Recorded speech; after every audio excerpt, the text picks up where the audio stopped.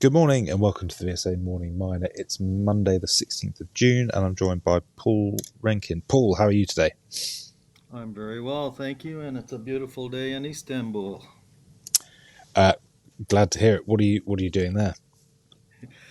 In Istanbul this week is a global sustainability conference. Specifically, it's about the education delivery sector around delivering the United Nations 17 Sustainable Development Goals. So, with that, we'll be talking about things like education and AI and all those things like that. So, that's looking forward to that. Okay. Gold prices have obviously spiked over the weekend with what's going on in the Middle East as well as oil prices. So let's start off with mining news in the gold space with Greatland Gold. Yes, actually, Greatland Resources Resources. now, as it's getting published on its RNS statements now, they received firm commitments to raise a total of Australian $15 million as a final offer price at Australian $6.60 per share, or £3 16 pence. And they also sold 440 million Australian worth of shares, such that this is all towards their getting their listing on the ASX, part of the book build uh, st- deal that they're doing there. And as a final offer price, with these deals done, it would value Greatland Resources then on the ASX market at about $4.4 billion Australian, or 2.1 billion sterling, as a operating company there listed on the ASX. Yeah, an unusual situation in that it had exploration success as a London listed company and developed out into a producer with just a London listing. And now, after the acquisition of the non-core assets from Newcrest, I think it's quite a different beast, and so much more suited to having an ASX listing as well.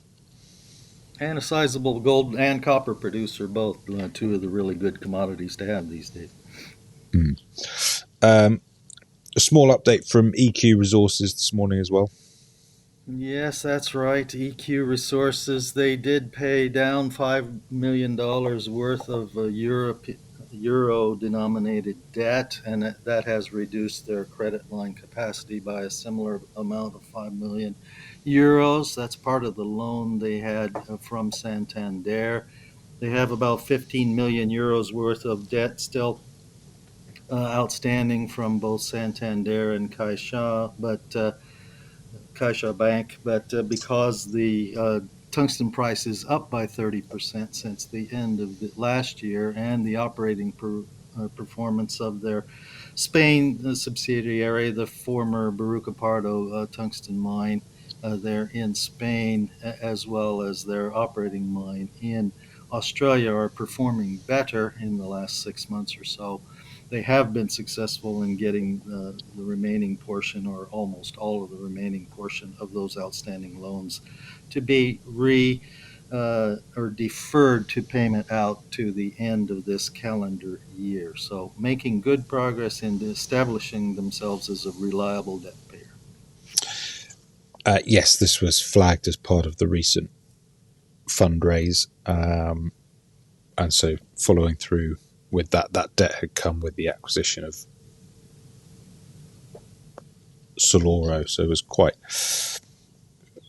a lot of debt for the size of the project. But now, with the operational improvements they've made and obviously support from shareholders, they're getting it back on track. And as you say, tungsten price is helping as well. Oak Tree were a significant contributor to that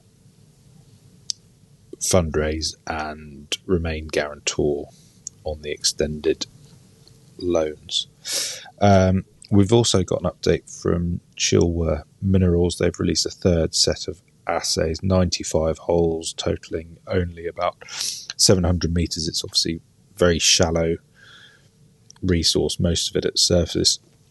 These assays largely confirming the trend from the first two batches, with grades and intercepts around 1 metre 99 at 17.1% THM content, 2 metres 92 at 27.98% THM, which includes 0.61 metres at 40.43%, and 4.48 metres at 14.45%.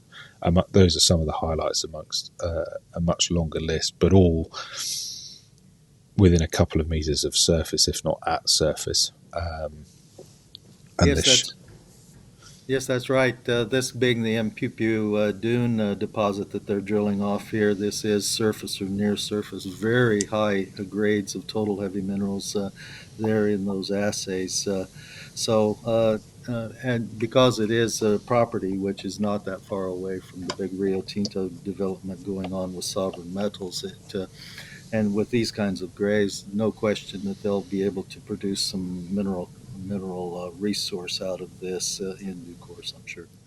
Yeah, the original mineral resource was only significant tonnage, 16.4 million tons, but only at 3.6 THM. And one of the things that the company's done since it took on the project, a lot of this has been re-drilling of historic drilling where, for whatever reason, the previous groups had not done such a good job with poor recoveries and other drilling related issues that contributed to the low grades. So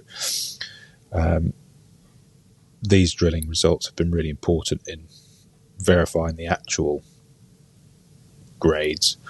It's not a case that this is just very selective pods of high grade resources. We would expect a significant uptick in that compliant resource average grade. That's right, and they will also have further upgrade to mineral resource estimate on another deposit called Mposa in coming weeks, according to the statement as well. Indeed. Anything else, Paul? That will do it for me for today. All right. Thanks very much. Enjoy your conference. Very good. Thank you. This podcast has been produced and edited by VSA Capital. It is intended for information purposes and not as investment advice. The information is intended for recipients who understand the risks associated with equity investments in smaller companies. Please do your own research and do not rely on a single source when making an investment decision. VSA Capital may derive fees from this content and seeks to do business with the companies mentioned.